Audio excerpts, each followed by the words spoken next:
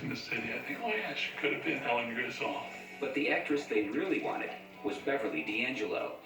She was the right combination of sexy and maternal. You know, I really just started acting, but I'd done a lot in 2 years. Coal miner started the film Fair. But Beverly wasn't too interested.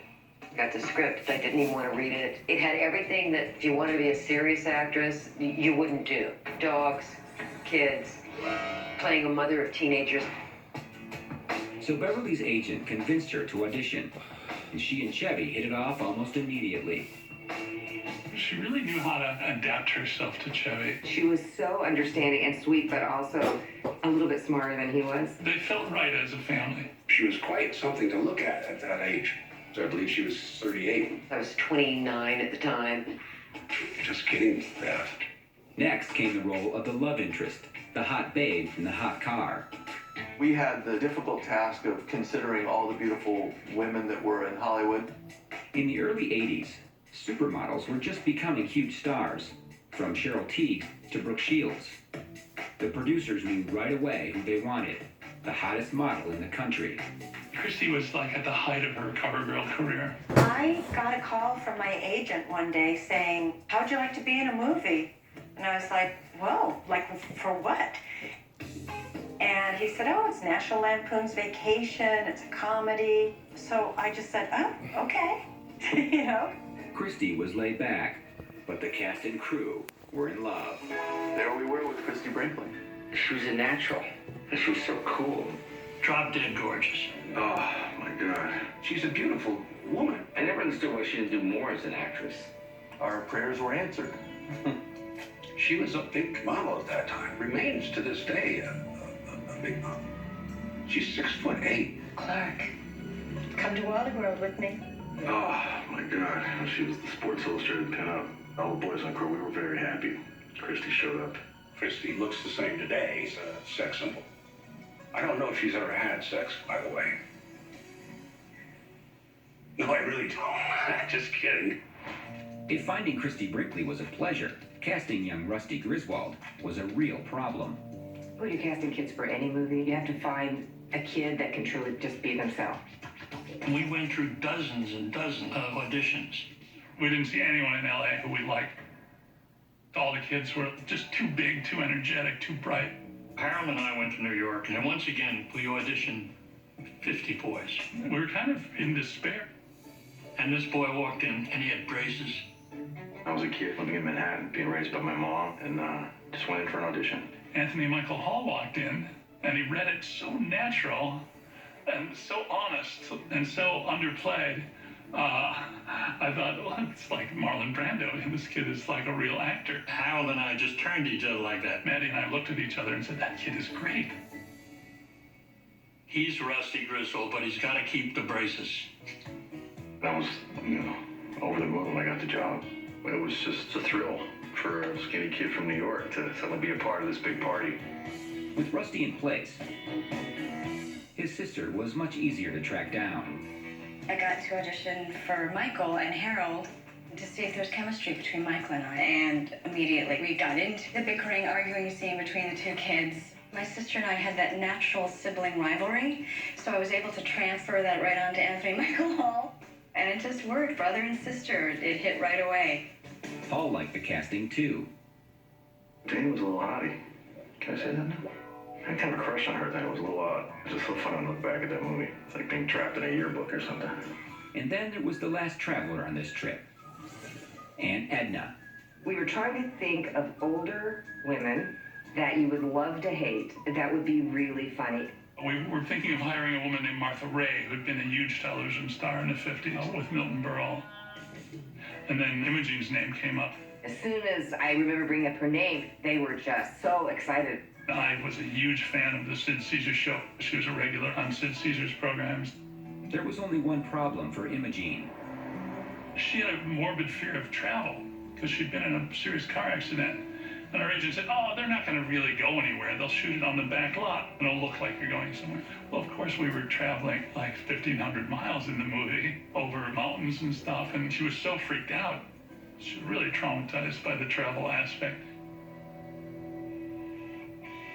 But despite her apprehension, Imogene decided to do the movie. Rounding out the cast was a great group of character actors. From novices like Jane Krakowski I had never been in a movie before, and I remember thinking that Anthony Michael Hall was so professional. to comedians like Eugene Levy. I was just thrilled to be in it. Chevy Chase and Harold Ramis. Had to be a smart, funny movie. Plus stage and screen veterans Miriam Flynn, James Keach, Jim Staley, John Deal, Mickey Jones, Randy Lowell. The final piece of the puzzle was Chris Jackson as the lovable pimp. The cast was set. Now they just had to take this show on the road. But right from the start, Vacation was pushing the limits.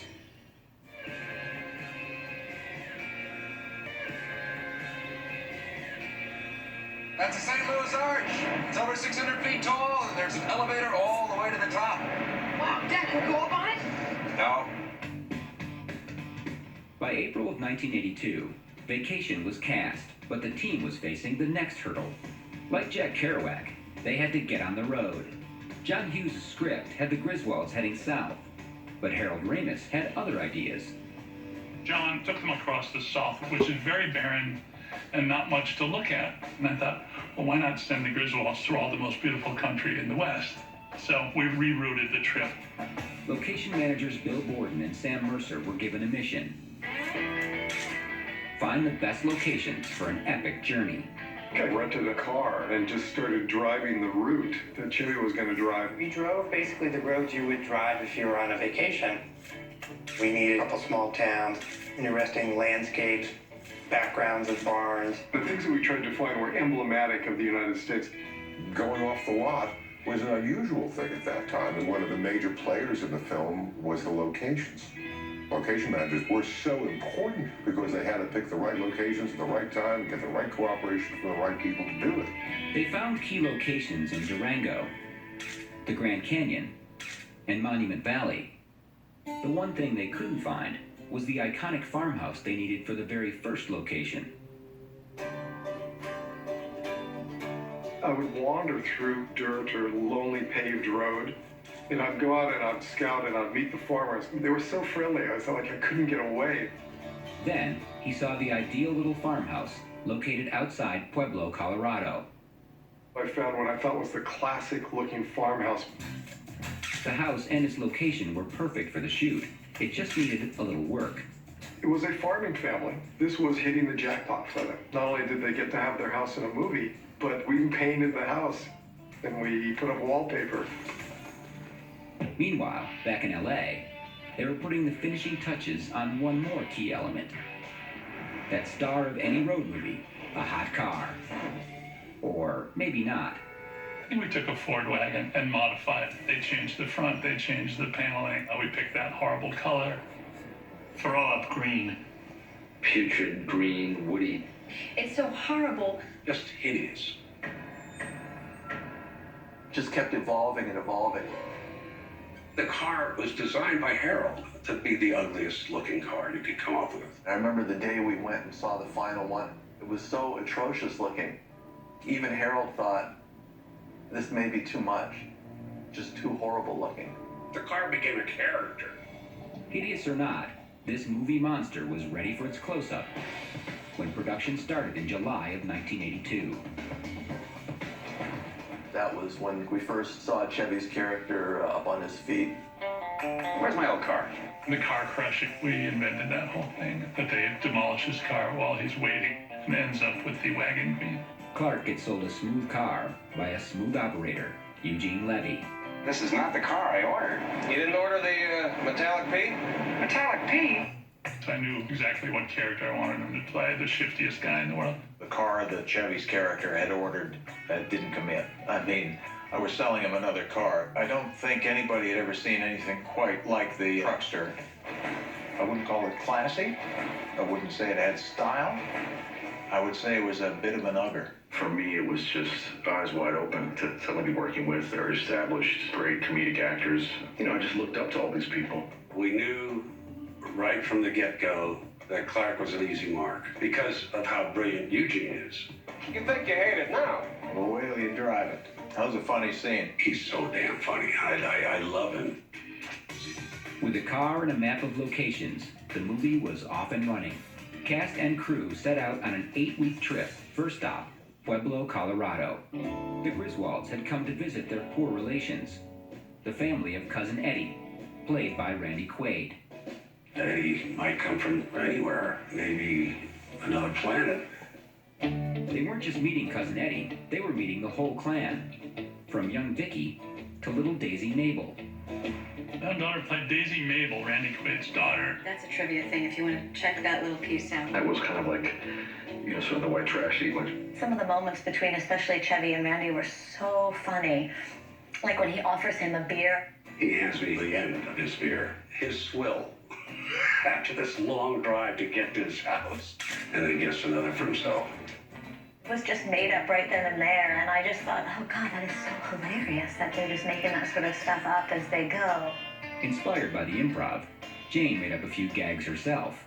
I remember very clearly the Kool-Aid scene. There was Kool-Aid in a pitcher and water. I just sort of started making the Kool-Aid with my arm. I remember Chevy watching me do it and then suddenly telling Harold we should film that.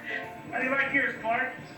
Oh, medium rare, little pink inside. Vicky, can I help you with that Kool-Aid? Please? It's like, da-na-na-na-na-na-na-na. It's funny to me that a family that was as lowbrow as Eddie and Catherine, that people just loved them. Obviously, the entire family is a little bit off. I mean, I guess they represent like the worst relatives that everybody has. The one cast member who everyone worried about was Imogene Coca. I remember saying to Harold Ramis, I don't know whether Imogene could do this or not. He goes, oh, believe me, she can do it. She can do it. And she's telling me I can't do it. I'm afraid I'll fall. She acted like she was so frail and so worried. They yell action. Boom! Door opens. She's got all the shtick going. She's got the faces. And I just cracked up. Once she heard action, she was off. Well, am I going to leave or am I going to starve to death? And with Aunt Edna came her furry companion. Rounding out the cast, the four-legged star, Dinky. This lovable mutt was trained by animal stunt specialist Jules Sylvester. Doug was so spot on. He could do everything, just hand signals, and he'd just sit down, lie, back up, everything he wanted to do. He was just brilliant. It was like driving a Rolls Royce. And a dog I worked with on another film. That dog is working more than I am.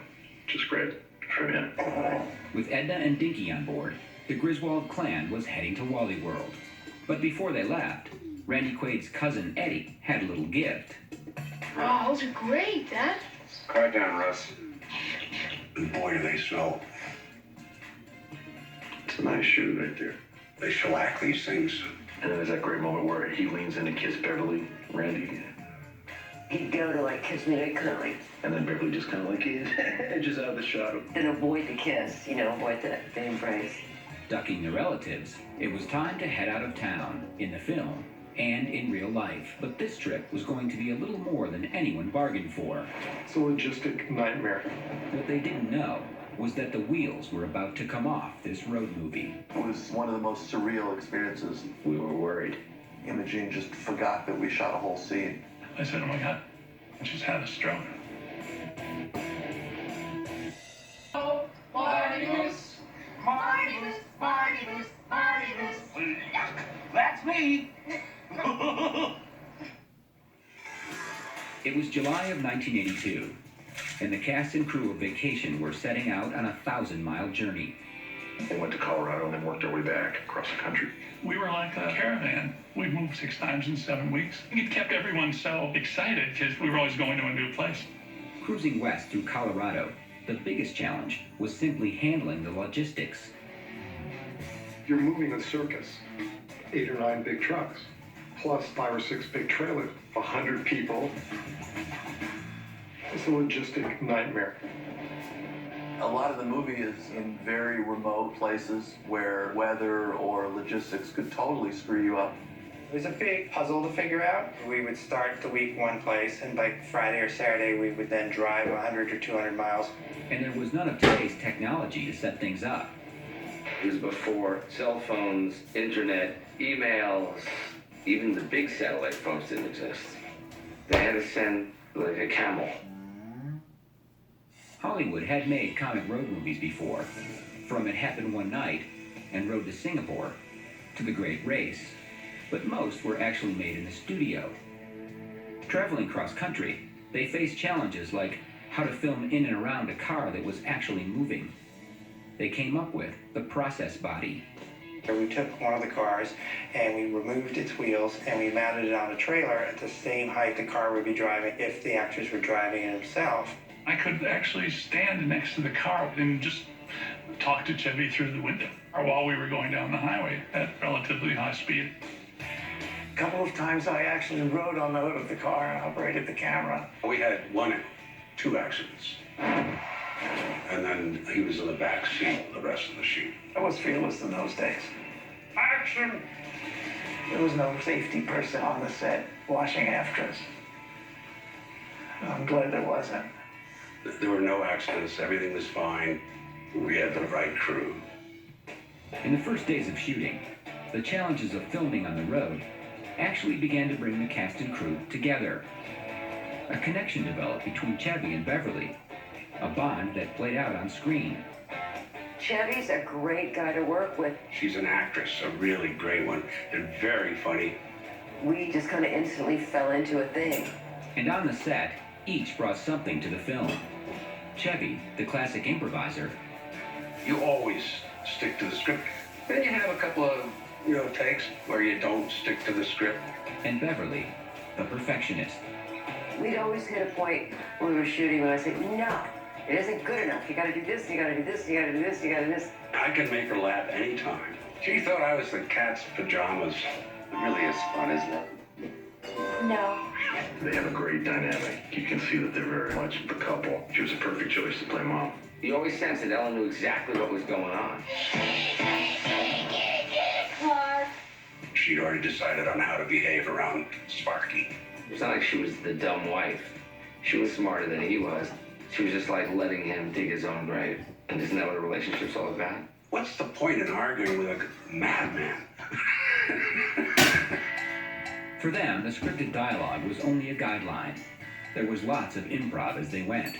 Chevy's a great physical improviser. He loves just give him something to fool around with. Chevy's a live guy. You gotta do stuff with Chevy live. We just hang out between setups and laugh and think of funny stuff. We always thought that the improv you did was the real last draft of the script. You were just writing it on film. With technical and creative issues figured out, the production was going strong. But not for everyone. Christy Brinkley was waiting for her scenes, but they kept being put off. At first, the only thing she did have to do was learn to drive a Ferrari. They gave me actual driving lessons in the Ferrari because there's an extra gear and you have to heel toe the pedal. Now, in those days, they didn't make cars like that for consumer use. This was pretty close to being a street-legal racing car. I went over to Dick Zeiger. I said, Dick, you're going to have to give Christy driving lessons on the Ferrari. To which Dick said, that's no problem at all. I just take her out and show her how to shift and everything. And I think it only took one day, not even one whole day, to teach her how to do it. They really wanted me to be able to zoom it off, extra effect. But the pinnacle of their improvisational comedy was the sandwich scene. Sandwich is hilarious. Yeah, the dance that Chevy does with the sandwich. I didn't really know how to dance like Christy. That's total improv there. I tried to make just the sandwich dance. I wasn't enticing so much as just filthy. Clark is lost in his reverie, and then he hears The dog peed on the sandwiches. the whole thing's gone. It was Imogene Coca's idea to take a bite. I think that's terrific stuff. It's very funny.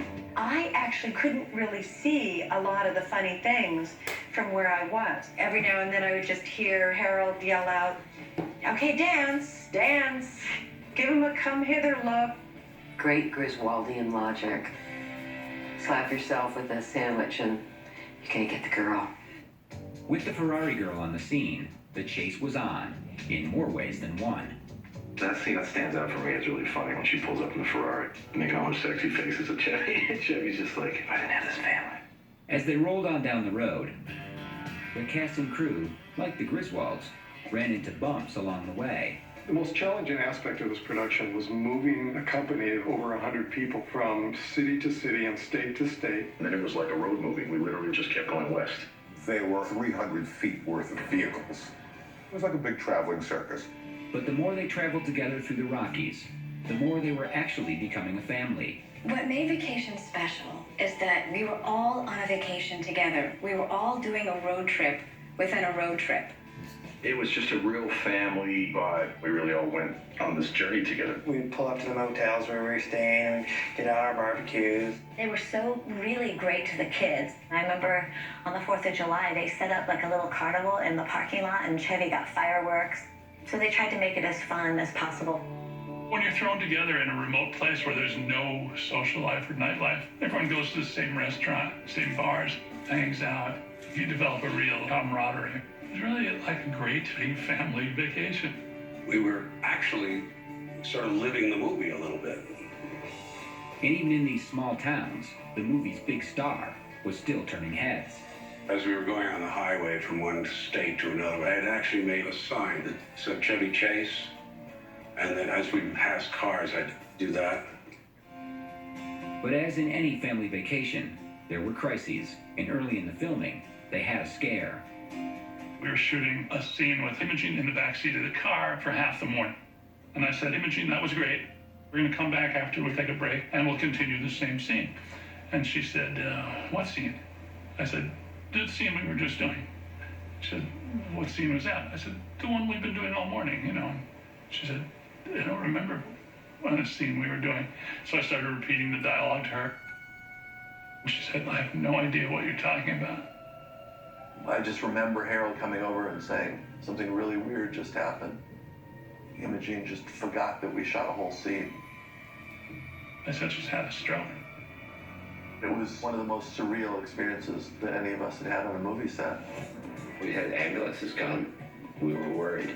The cast and crew was stunned. There in the Colorado countryside, Imogene was checked out by the medical staff. If she couldn't continue the shoot, the wheels were coming off this road movie. She had a significant loss of memory. She looked very ill. She'd obviously lost several hours of her life. I was so worried we'd have to replace her. I don't want to kill this woman. The next day she came back. She'd stayed up late with her husband, relearned all the dialogue that had completely wiped from her memory. And we shot the scene again. Will you hold my purse? Huh? Just hold my purse. She's such a professional that she wouldn't let it get in the way of her acting. She was fantastically funny and witty and really a tough girl, man. It didn't seem to affect her performance. She was unbelievable and sort of a hero of all of ours. On set and off, Vacation was taking it right to the limit. And soon they'd be pushing themselves even further. How cool is this? It's not a real box of pot. Maybe we'll just get like a high off of smelling the box. But there's a lot of stimulation going on. There's Beverly, there's Dana. First he showed up. There was an issue about how naked I would go. Yeah, I kind of had the hots for her. See where he was kicking in, people.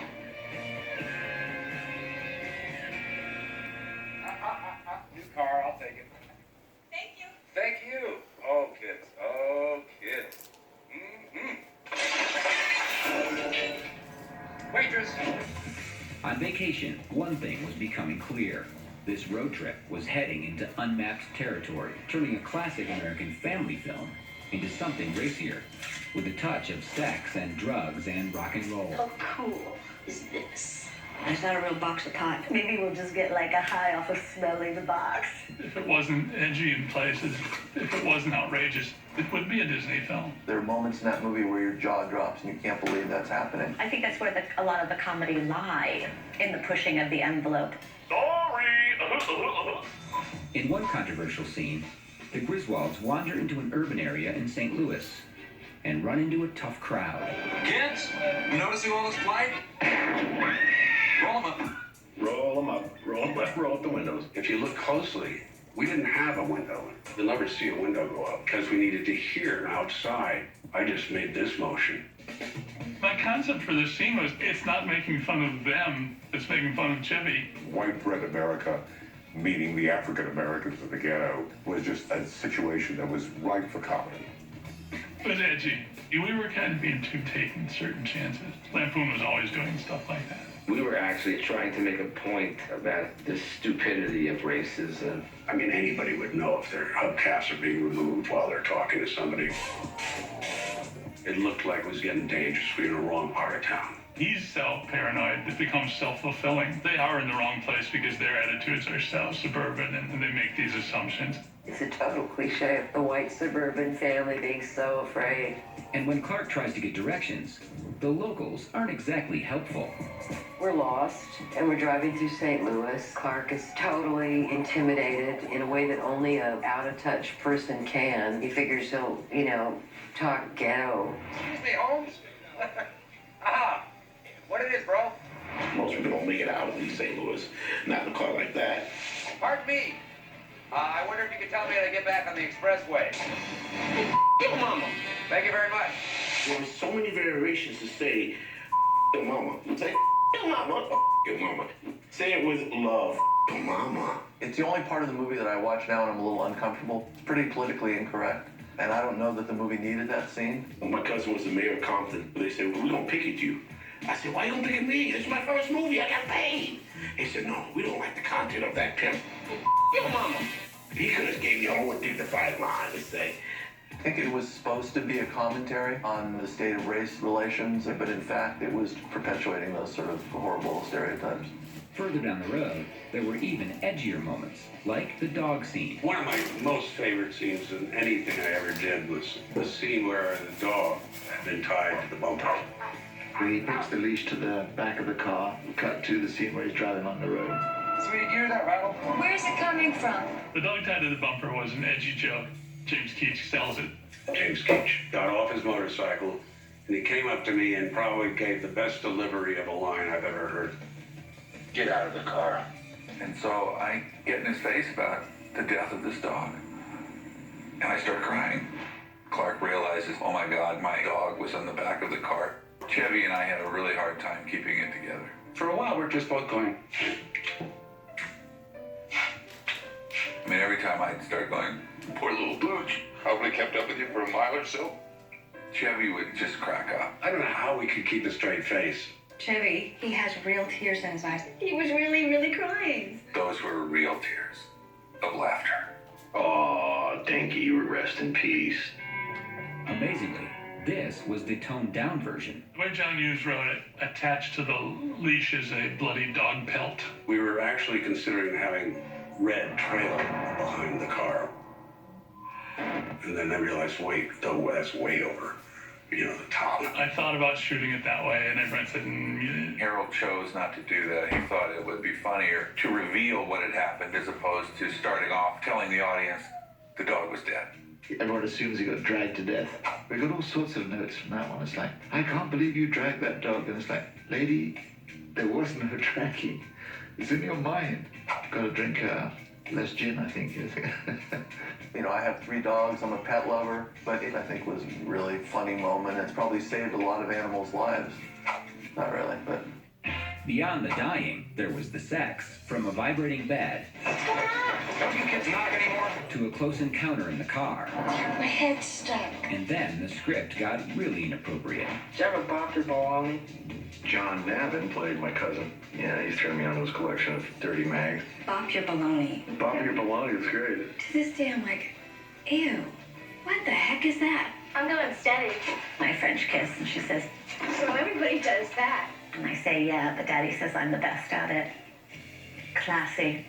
Wait a second, did she just say what they think she just said? I think I definitely understood what it was meant to mean, but maybe not what it truly meant. It's so funny, but yet so horrific at the same time. And then you wonder why my career went the way it did.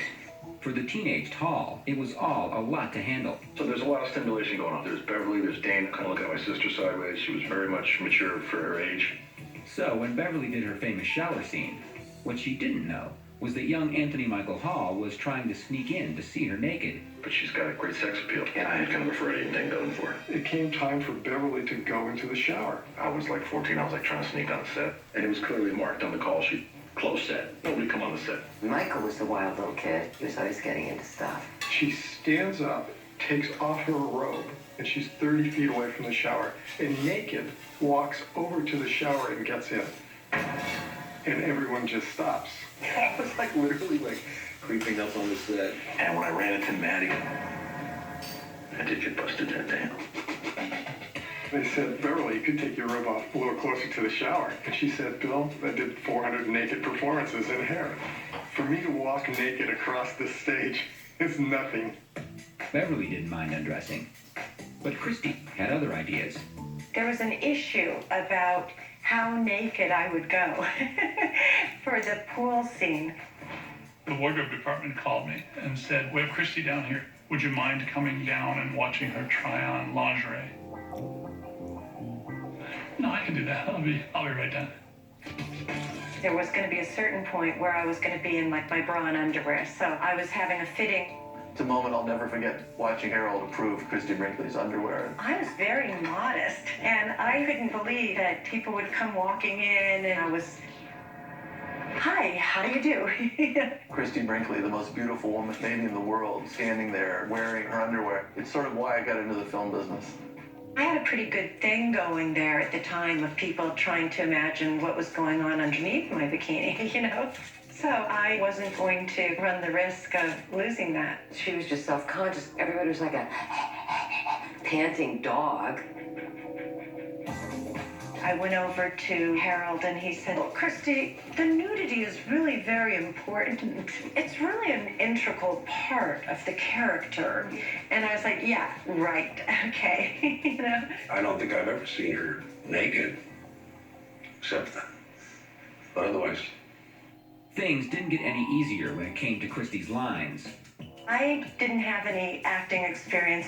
She'd been an international fashion model for years and had no problem doing that, and so we just assumed she'd be totally comfortable in front of a film camera. Everything she'd done up to that point had been like modeling. It was just photographing her moving, dancing, waving, winking, you know. I went over to Harold and he said, just be yourself. And I was like, just be myself. I'm not sure that she anticipated how difficult it would be.